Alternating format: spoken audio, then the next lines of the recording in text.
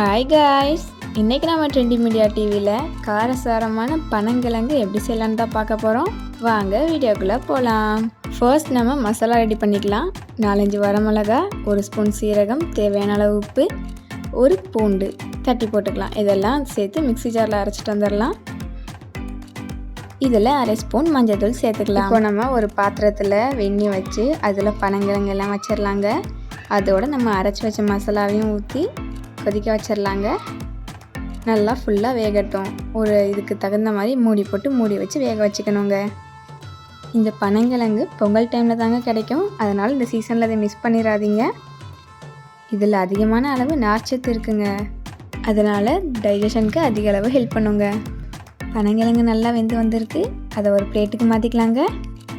நாம் வரமிளகா, பூண்டு, சீரகம் எல்லாம் சேர்த்துருக்கிறதுனால கிழங்குல நல்லா மசாலா பிடிச்சி சாப்பிடும் போது ரொம்பவே டேஸ்ட்டாக இருக்குங்க. இது போல் நீங்களும் கண்டிப்பாக வீட்டில் செஞ்சு சாப்பிடுங்க.